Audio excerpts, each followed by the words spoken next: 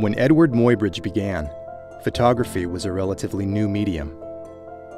The pioneering photographers of his time had to essentially invent their own cameras and their own chemistry. Muybridge began his career making pictures of Yosemite, taking his bulky camera and portable darkroom through the valley's rough terrain to the high peaks where he could capture the landscape's dramatic heights and plunging chasms.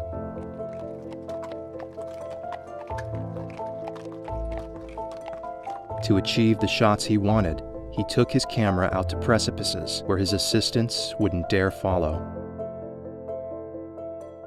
At this time, a controversy prevailed among experienced horsemen as to whether all the feet of a trotting horse were clear of the ground in the same instant. To settle the debate, the railroad magnate Leland Stanford hired Muybridge to photograph his prize racehorse, Occident, at a trot. Muybridge constructed a track specifically for the purpose. Multiple cameras were lined up, each connected to a wire stretched across the track. As the horse hit each wire, a camera was triggered to capture an instant in time. Horses on merry-go-rounds and an academic painting had long been represented with all feet off the ground, stretched out in front and back.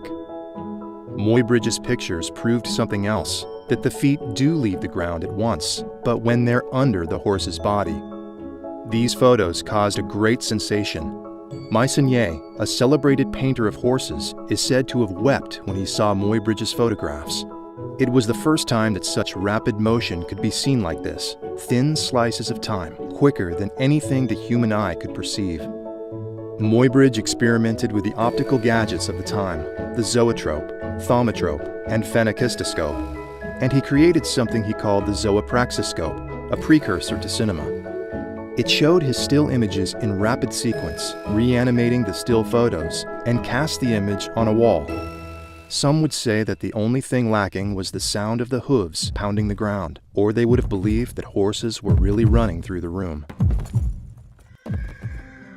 His work required him to travel extensively. When he'd been away from San Francisco for a time, he returned to find that his wife, Flora, had been conducting an affair with the local theater critic, Harry Larkins.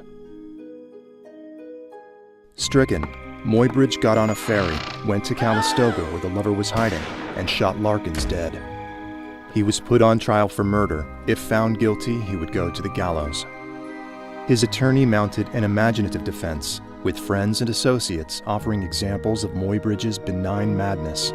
The attorney introduced pictures from Yosemite, showing Muybridge perched at a precarious height, as evidence of the photographer's questionable mental state. The jury pronounced Eadweard Muybridge not guilty and not mad. He would live to create hundreds more of the motion studies of people performing various tasks and movements, of horses and other animals. His innovations in photographic technology formed the very foundation of cinema. Every movie you see today, and every animation owes something to the legacy of Eadweard Muybridge.